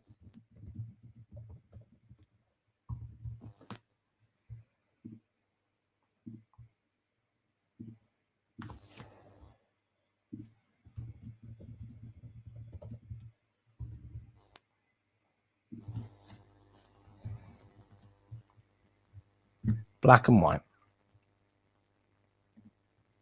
If you're not 100% sure, put it in the comments. I want to see your reasoning as well.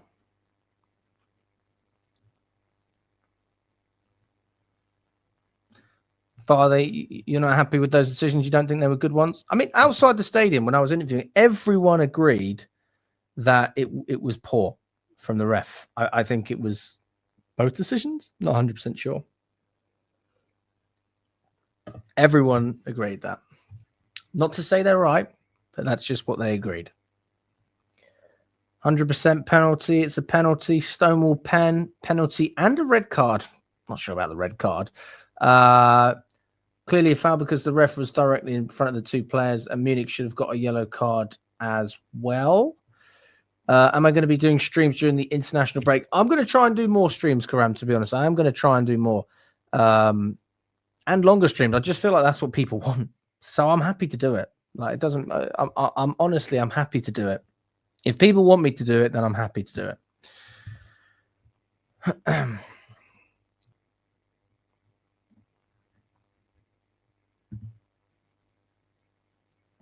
João Pedro was literally close to the ball when it hit his hands. The Senor made his body bigger. Yeah, it does look like he made his body bigger. I'll give it that. Both the penalty and the foul. Chalobah was the first to react aggressively. No go spooked him. He felt right away it was a foul and a penalty. Again, like looking back at it, this is the position. Oh, for fuck's sake. Let's have a look. Oh, there it is. That's when it hit the hand. Right there. Right there. Okay. The arm is out there. Enzo Fernandez was saying it as well. He was doing the signal. Now, it's not a handball. It's not hitting his hand, but his arm is extended. So I'll be honest with you. I think it probably is a pen in modern day football. Everything's a pen.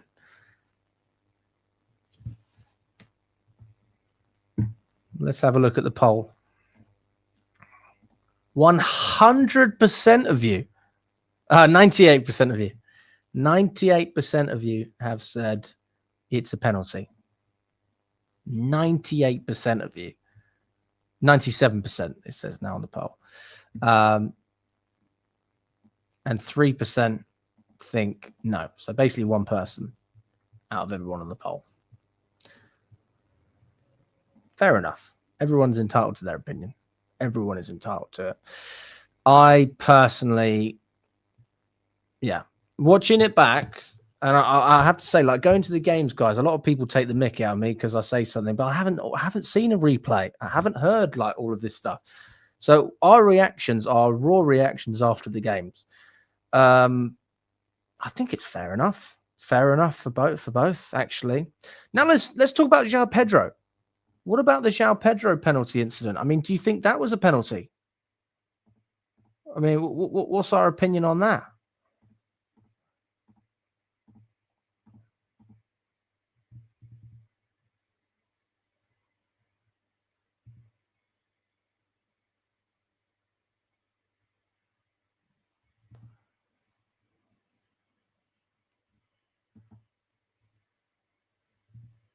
I mean, I'm looking at it now.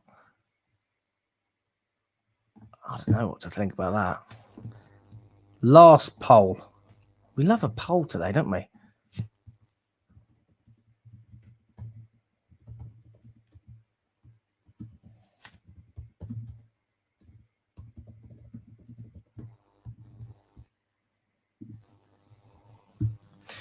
Right, and while that poll's up, I'm going to quickly nip to grab a drink. I will be back in literally 1 minute, okay? By the time I come back, this poll will be done, and then we'll move on.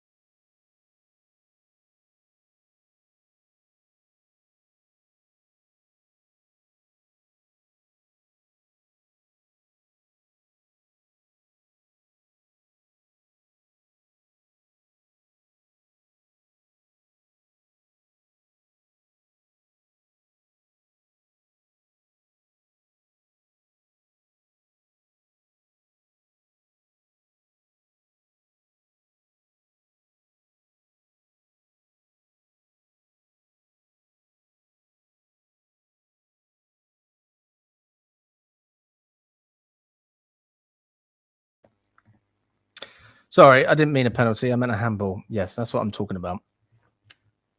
I have my moments.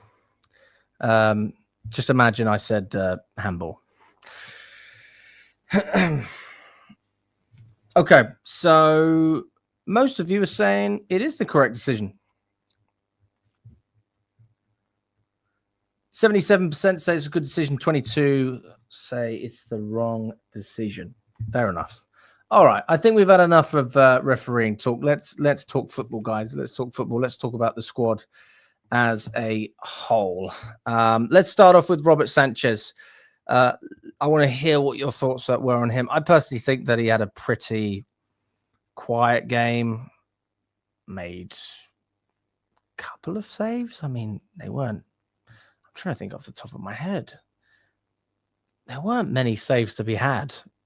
But yeah, he didn't have to do anything special in that game.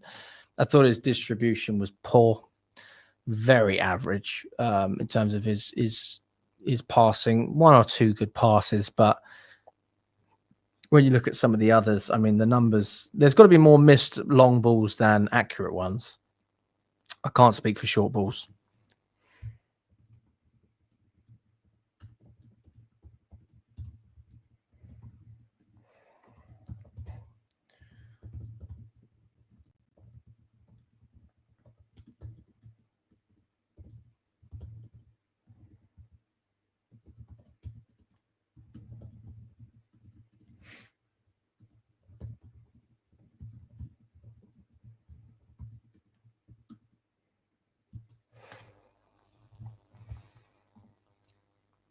Sanchez was okay.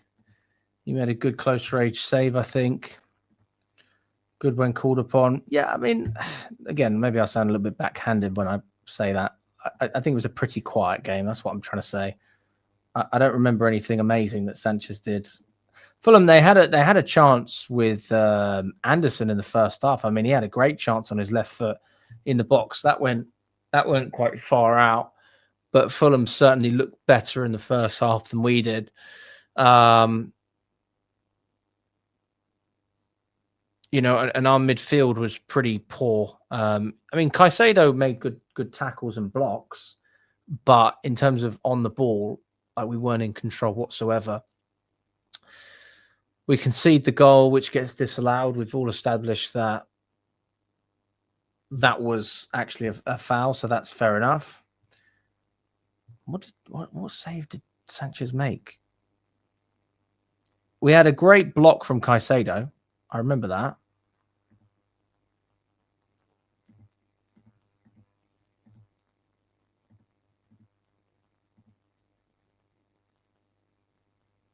Yeah, I mean, I'll give him a 6 out of 10 because he wasn't bad, but he wasn't anything special. I can't think of anything he did that was terrible. I mean, his distribution was pretty poor. He was tidy. He was fine. His basic handling was okay. I suppose when there was balls coming in, he was okay in the box. Yeah, he got a clean sheet. You can't complain with a clean sheet. You can't complain with that. One thing I will take back that I said after the game on the fan cam was that we didn't deserve a clean sheet, even though we defended well. I take that back. We deserved the clean sheet. We deserved it. That was absolutely fair. So, yeah, I'll give Sanchez a 6 out of 10. Let's move on to the right-hand side. Let's talk about Malo Gusto, because I do think that was one of the shocks. Not a massive shock, but I do think that was one of the shocks that we had, seeing Malo Gusto starting ahead of Reece James. I personally was happy to see him, and it told me what we were going to do. Hallelujah, we're going to overlap. Praise the Lord and all that. It's not like I've been praying for it, but where was that last season?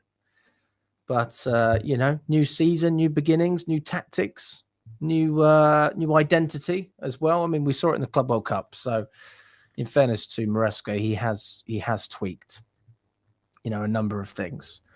And I think the transformation of Gusto this season will be great as long as he is played the right way. I thought he was fantastic, to be honest with you. I thought he was absolutely fantastic. Couple of times where, you know, maybe it wasn't as clean as you would have liked, but all in all, I don't remember one bad thing in that game that stood out to me and went, oh, bloody hell, what's going on with Gusto here? I thought he managed, you know, his side well. He was tracking back. He was going up and down, up and down, up and down. And if that's what you're going to do, you play Gusto instead of Reece James, don't you? Because eventually James pulls his hamstring at some point or does his knee. So you want someone to do the job. I actually don't think in the league on the right-hand side, there's many better than Malo Gusto. You put his age in that bracket as well. Young player, so much potential, so much quality already. So probably, I would say arguably our second or third best player under Poch. And I put him alongside Palmer and Caicedo. And Malo Gusto is the next player. I go, you were fucking brilliant, mate. And yeah, I'll give him a 7 out of 10. We'll keep it to round numbers, guys. Solid performance from Malo Gusto. Very, very happy. I hope we don't flip him either. I don't think we will, guys. I don't think we will. As long as they're part of the squad and the project, then I don't think we're gonna flip them.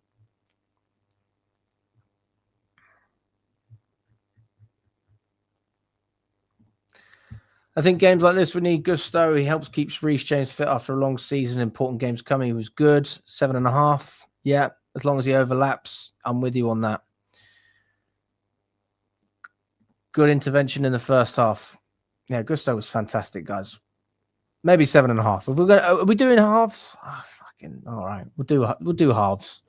I'll go to that. We'll do 7.5. Trevor Chalobah. Okay, he was the one that got the foul that the goal was disallowed. Luck or not, you know, he kept us in the game in that sense. Made a lot of important interceptions and blocks, not just from shots, from passes. Managed to block off some of the passes that really could have caused us problems if they would have got through. And I was sitting in the East stand, so I have a much better view than I usually do in Matthew Harding. You could see it clearly. Chalobah, 100%. For me, I've said it already. I give him man of the match. I think Chalobah was our best player. That's not taking anything away from Fernandez with the goal and the assist, although we're obviously going to talk about his performance. That's not taken away from João Pedro either, because he was solid. You know, I don't think João Pedro had a bad game whatsoever. And there's obviously other players that deserve credit. We're going to get to them as well. For me, I think Trevor Chalobah deserves so much credit in that game. He was just solid, man. Solid. And obviously he was the one who got the penalty for us as well. So not only did he get the foul that stopped Fulham from having their goal, VAR went back to it, but he also won the penalty with that cross that went into Sessegnon's arm. So two standout moments in the game, but those aren't even the reasons that he was man of the match. Those are just two, something I could throw in your face and go, this was great, look at that. But it's everything else that goes under the radar with Chalobah that, I just love him. I'm a big fan. I'm going to give Chalobah an 8.5 in that game. I thought he was fantastic. Absolutely brilliant. Was it 9 out of 10 ground duels won as well? I mean, that's brilliant. He's got such a good header on him.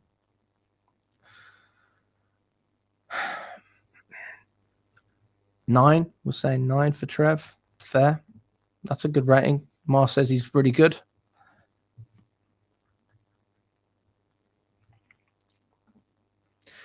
Tosin, solid performances as well again. I mean, if you're looking at the goal that they scored that was disallowed, you say, well, Tosin, your positioning could have been a little bit better there. And you could have potentially blocked that shot. Not saying it was easy, but you could have done that. That would have cost us.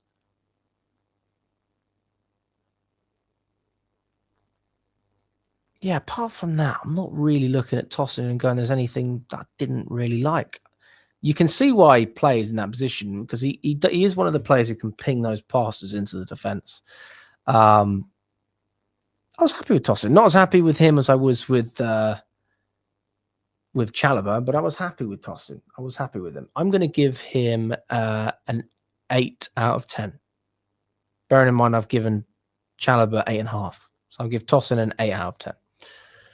Moving over to Cucurella on the left-hand side. As always, lots of energy. Didn't give the ball away many times, to be fair. I don't look at one moment that Cucurella had and go, that was fantastic. But I just thought he was decent. He was decent. I think out of the whole back line, though, if I had to pick, I'd say Cucurella was the least. I'd give the lowest rating to Cucurella out of any of the players I've just mentioned. Gusto, Chalobah, and Tosin. I all thought they had better games than Cucurella. And that's not because Cucurella was bad. It's just because I think the others were really good. So that's what you want. You want to be saying these things because someone was just so good. So I'm going to give Cucurella a 7.5. I'll give him a 7. I'll give Cucurella a 7. Solid. But I think Gusto had a better game than Cucurella. If I give Gusto 7.5, I've got to give Cucurella a 7. And I give Tosin an 8. Fuck. Do I give Gusto an 8? Oh, I thought they were both good. You get the point. Whatever. As long as Chalobah has the highest score, I'm not too bothered. Caicedo as well. I thought he was great. He was effective. Defensively, very effective. He grew into the game as well, didn't he? He grew into the game. He got better as time went on. He had a great block from Castagna as well. That shot, I mean, that would have been a shot on target. Quite likely it could have been a goal as well, to be fair. It was in a good position. You saw the reaction from Robert Sanchez when that goal was stopped, or that shot was stopped. I just think in that midfield, he was very isolated at times because Enzo was so far forward. We'll speak about Enzo in a second, but Caicedo's ability to operate without having much help does make him just a world-class asset.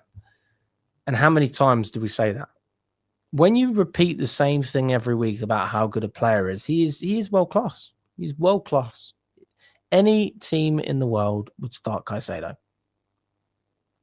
Any team in the world. He would start at Arsenal. He would start at Man City. He's just so good. He's so good. He started for Barcelona. He started for Real Madrid. He started for all of them. Because it's not even just his defensive ability. His ability to pass the ball is phenomenal. Absolutely phenomenal. But I do think, sorry, not pass the ball.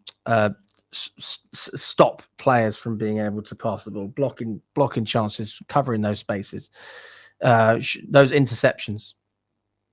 Absolutely fantastic. But I think on the ball, it was a little bit disappointing at the beginning. Again, he grew into the game. I'm going to give Caicedo an 8. And I'm doing that by Caicedo standards. All right. I don't think he deserves a 9. I think that you have to be exceptional. I think he was really good, but I think he could have been better. I've seen Caicedo be a lot better than that. Maybe I'm being a little bit harsh, but I'm giving Trevor Chalobah man of the match. I'm not giving Caicedo a higher score than that. I'll give Caicedo an 8 out of 10. I'll give him an 8.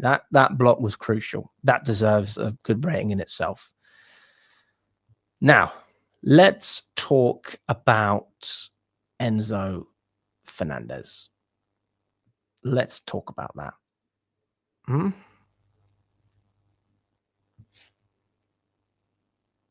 Got an assist from a set piece. Scored a goal from a penalty. Well done.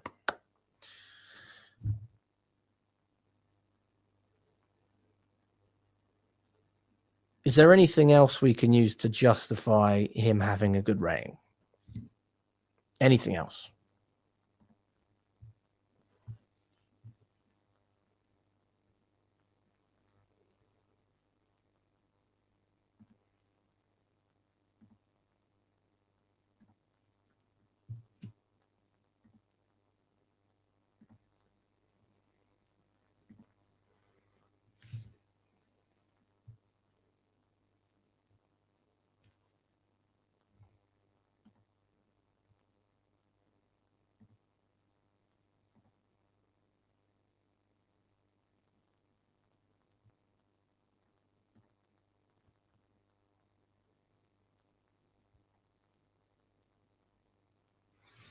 I'm going to give Enzo a...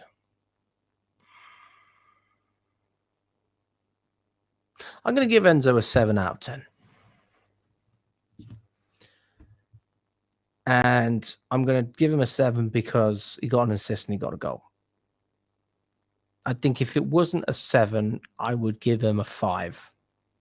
Maybe a 4. But one thing is, I mean, we say this about the team all the time. If you're not playing well and you're still able to grind out results, that is the sign of a good team with a good mentality. He didn't have his best game. He didn't have a good game. But he got an assist and he got a goal.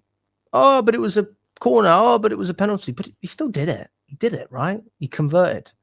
He was a player that was called upon, and he did what he needed to do. So he deserves some credit for that. It was a great set piece. How many times have we complained about set piece over the years with Willian, with Mount, with all of these different players always going near post? Although that has been a tactic for us, in fairness. It was a great set piece. So I'm gonna give Enzo some credit for that. And the penalty stepped up. Fair play to the man. But I don't think that's if that's how you're going to get GA from Enzo this season, absolutely fine. But the football's not sexy. It is not sexy at all. But do I care if we have sexy football if we're getting 20 GA from Enzo? Do I really care? I don't think I do. Because that's what we've been asking for, isn't it?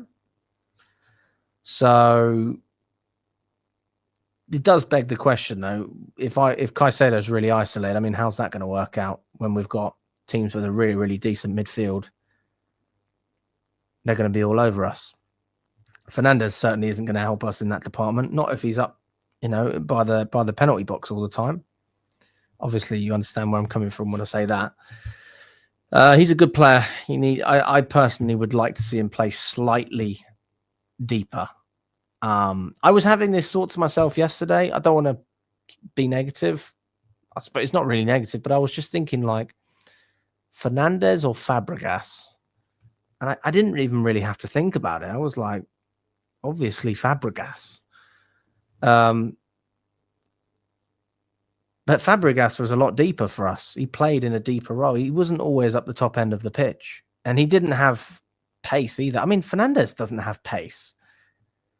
So, yeah. But Fernandez does have the ability to box crash. He's shown that he can do it. So there's part of me that's also open to seeing it. Stronger with Caicedo and Asugo. Not sure. I mean, there's no proof of that. There's nothing to prove it. 6 a.m. gym workout today. Wish me luck. Good luck, my friend. I do think that Santos will get more minutes. I agree. I think Santos will get more. I think he deserves more minutes. But I also think, based on that performance, Enzo, you can't drop him. He got a goal and an assist, and he was the captain. So I don't think he'll get dropped for Brentford. I don't think he will. Okay, Esteval. Listen, I thought he looked good. He looked good. One of our bright sparks. We didn't have any massive threats from Esteval, but when he was on the ball, that was sexy. I mean, we've just been talking about sexy football. Esteval is fucking brilliant. He is great. In football terms, watching that boy every week is going to be unbelievable. He has technique and mentality and skill and directness and football intelligence. That guy's going to be a serious player. So I was disappointed when he got subbed off and Jamie Gittins went on. I'll give Esteval, I'll give him a 6 just because I think he can do a lot better by his standards, but he still looked like a bright spot for us. I suppose that says a lot about our build-up play at times because we didn't actually create that many chances. João Pedro, great header for the goal. That's been one of his sort of underlying skills that people never really seem to appreciate as much as they are now. Like now we're looking at our set pieces and we're going, hang on, we've scored about 4 set pieces this season. First of all, credit to Bernardo Cueva from Brentford. That was a great signing. I think a lot of people were a bit like, what the hell are we doing here? That seems to have worked well. So credit to you. Credit to Fernandez for the delivering, and credit to João Pedro as well for putting it away, because we wouldn't have had that from Jackson last season. Jackson was not a striker that could head the ball. And João Pedro can head the ball, and Delap can do it as well. He had a goal line clearance as well in stoppage time.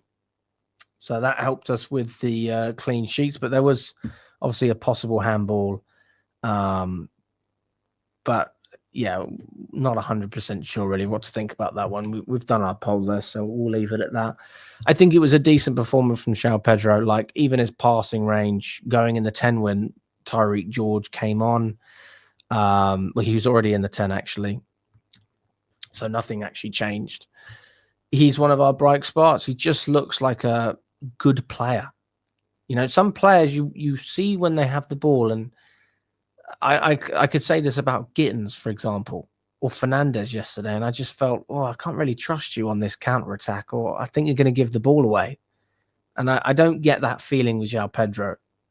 He seems mature. He seems skilled. He just gets it. He knows what he's doing. I'll give him an 8 out of 10. Again, decent rating, solid rating. Still, Chalobah #1 for me. But very happy with João Pedro. Obviously, I have him in my fantasy football as well. So he's been doing bits for me. Pedro Neto. I think it was like a pretty classic Neto performance. He wasn't great. He wasn't bad. He was fine. He was absolutely fine. I didn't have a problem with Neto in the game. There was, he was getting taunted by the Fulham fans when he tried to dribble them through a player at one point because they kept blocking his crosses. But all in all, I think that he's a player. Pedro Neto is turning into a player he's just a spine of this team. I think just based on his defensive work rate and his commitment in terms of tracking back, carrying the ball up on the left-hand side as well. Very reliable. You know what you're going to get from Pedro Neto. I'll give him a 6.5. I think he was okay. I don't want to criticize him, but I don't want to say he was great either. He was 6.5. Decent. Delap, he had a blocked effort and then he pulled his hamstring, so I can't really rate that. But obviously we hope he gets better sooner rather than later. They're saying that it could take him upwards of 8 weeks, even longer than 8 weeks to recover. So that's concerning. Tyreek George came on. I thought he was pretty poor, to be honest with you. I wasn't impressed with what I saw from Tyreek George. He's not a striker, so I can't really blame him, to be honest with you. And then he got subbed off.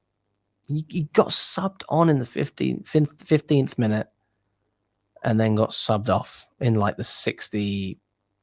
Fucking hell. I'm trying to think when he got subbed back on. I don't know when he got, I don't know what minute it was, but it was embarrassing. Absolutely embarrassing. And Tyreek George, like, honestly, I think that might be his last game for Chelsea if we can get a fee agreed. I don't think that he looked like he wanted to play. And he certainly wasn't happy when he came off. His facial expression, he was well pissed off. And he has every right to be. But just not good enough for me. He's not good enough.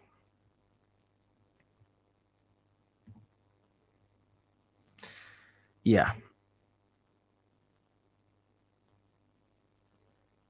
No way. Fucking hell. Seriously? Who's announced that?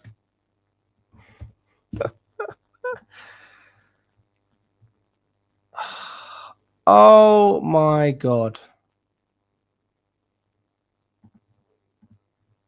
You're not even joking. You are not even joking.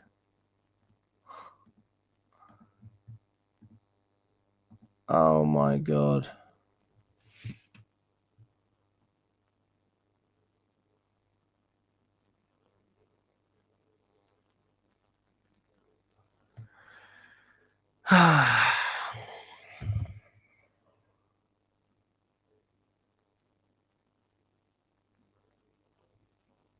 $130 million. Jesus Christ.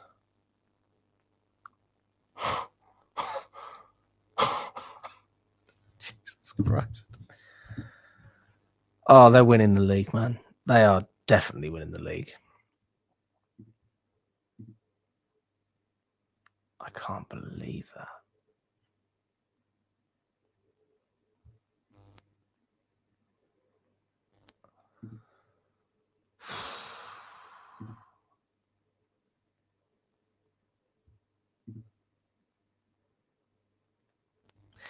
It is a transfer record.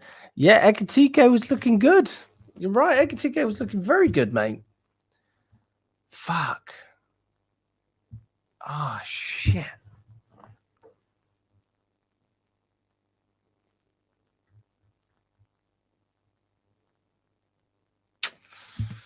That is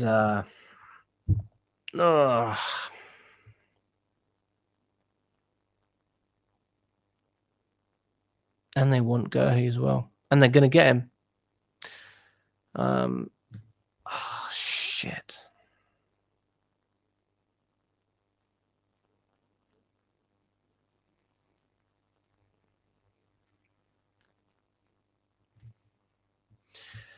Wow. I mean, I just want to say they spent all that money on Wirtz. Wirtz looks pretty. I mean, he doesn't look like he's worth the money. Let's just be honest. Isak, he is worth 130 mil. He's worth that to Newcastle. He's a top striker. Top striker. Wow. How do you react to that? Okay, let's just finish our player ratings very quickly.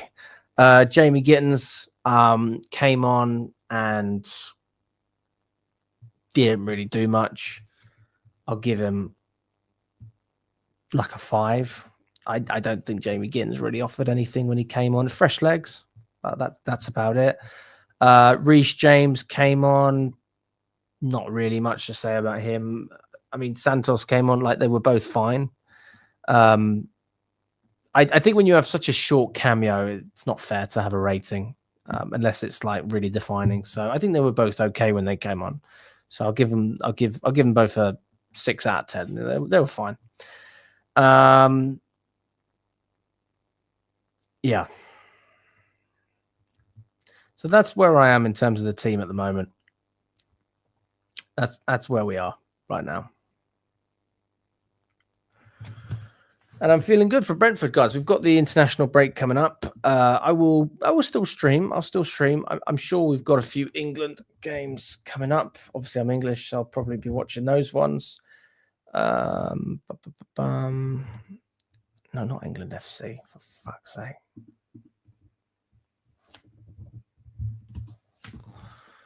When are England playing? We are playing Andorra.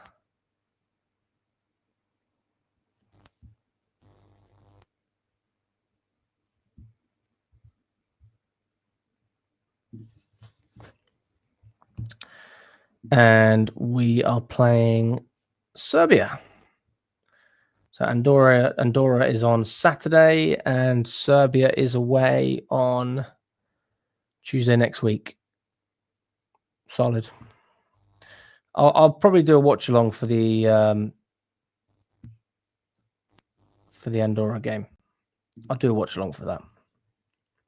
I will be doing a transfer deadline day stream as well. I will be doing one of them. So yes, feel free to join. I'll try and do at least 2 hours, something like that. But yeah, hopefully you enjoyed, guys. If you haven't already, smash the like button, subscribe to the channel. Really appreciate everyone that has taken part, whether it's in the polls or the comments, or if you've just watched as well. Appreciate your time. I know it's a late one. And yeah, I mean, that's pretty much it, guys. So smash that like button. I will see you tomorrow, just before deadline day. All the best and enjoy the rest of your evening/morning. Cheers, guys.